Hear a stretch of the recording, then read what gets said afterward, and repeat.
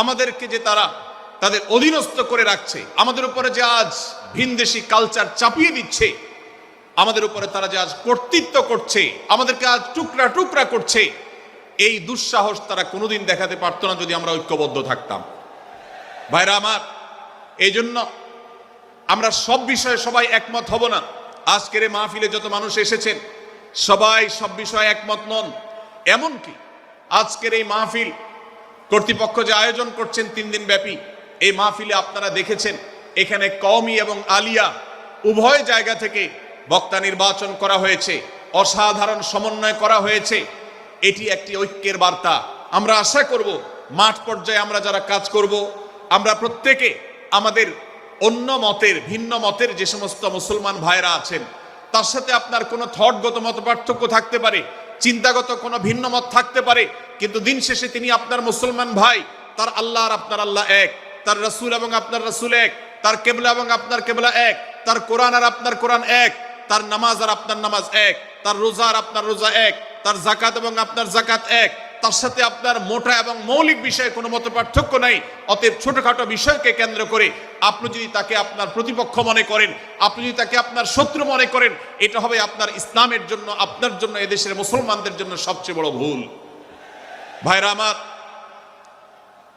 হারদুই হযরত আশরাফ আলী থানভী রহমতুল্লাহ আলাইহির সর্বশেষ খলিফা আবরুল হক সাহেব রহমতুল্লাহ আলাইহি বলতেন, दीन के हर काम करने वालों को रफीक समझो, फरीक ना समझो।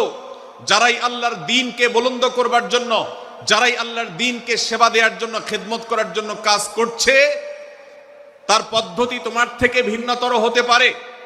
তাকে তুমি তোমার বন্ধু মনে করো, সহযাত্রী মনে করো, পথযাত্রী মনে করো, সহযোদ্ধা মনে করো, তোমার প্রতিপক্ষ মনে করবে না।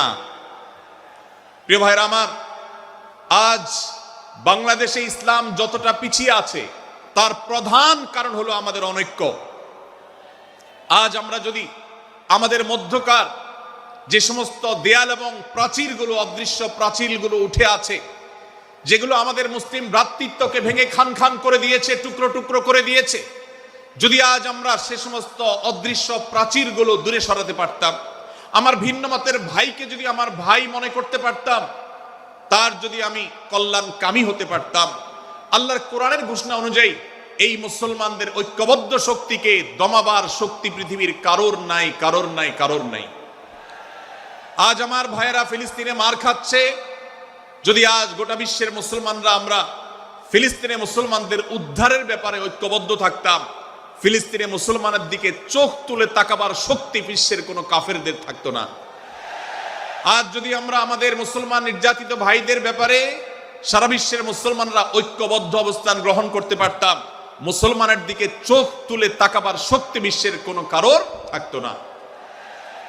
ভাইরা আমার, গোটা বিশ্বে ঐক্য প্রতিষ্ঠা করা আপনার আমার মতো সাধারণ মানুষের দ্বারা হয়তো সম্ভবপর হবে না, কিন্তু আমরা যারা মাঠ পর্যায়ে কাজ করছি, আমি আপনাদেরকে করজোড় করে অনুরোধ করতে চাই। আমি জানি আপনার এলাকাতে, আপনার মহল্লাতে আপনার সাথে অন্য মুসলমান ভাইদের অনেক ক্ষেত্রে মতভিন্নতা আছে।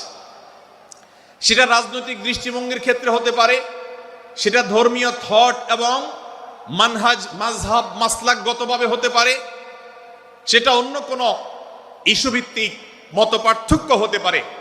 আল্লাহর জন্য, আল্লাহর ওয়াস্তে, আল্লাহর ওই আয়াতকে মেনে আমল করার চেষ্টা করি আমরা। আল্লাহ বলেছেন, ওয়া'তাসিমু বিহাবলিল্লাহি জামিআন ওয়া লা তাফাররাকু, তোমরা আল্লাহর রশিকে সবাই ঐক্যবদ্ধভাবে আঁকড়ে করে ধরো, ঐক্যবদ্ধভাবে আল্লাহর রশিকে আঁকড়ে ধরো, তোমরা পরস্পর বিচ্ছিন্ন হয়ে যেও না। আমরা অনেক ফরজের কথা শুনেছি, নামাজ রোজা ফরজ আমরা জানি, বাবা মার প্রতি সদ্ব্যবহার করার ফরজের কথা আমরা জানি, আত্মীয়তার সাথে সুসম্পর্ক, আত্মীয়তার বন্ধন রক্ষার কথা আমরা জানি, ফরজ হওয়ার কথা জানি, কিন্তু মুসলমানদের ঐক্যবদ্ধ থাকতে হবে এই ফরজের কথা আমরা অনেকেই জানি না। ভাইরা আমার, মুসলমানদেরকে আল্লাহ রাব্বুল আলামিন ঐক্যবদ্ধ থাকার নির্দেশ দিয়েছেন। এই ঐক্যটা এর মানে এই নয় যে সবাই এক মতের হয়ে যাবে সব বিষয়ে। বিভিন্ন বিষয়ে আমাদের মধ্যে মত পার্থক্য থাকবে, তারপরে আমরা একে অন্যের সহযোদ্ধা হব, সহযাত্রী হব, আমরা একে অন্যের কল্যাণকামী হব, একে অন্যের ভালো চাইব। আমার ভিন্ন মতের মুসলমানের কোনো ক্ষতিতে আমি খুশি হব না, তার ক্ষতিতে আমি কষ্ট পাবো, তার সাফল্যকে আমি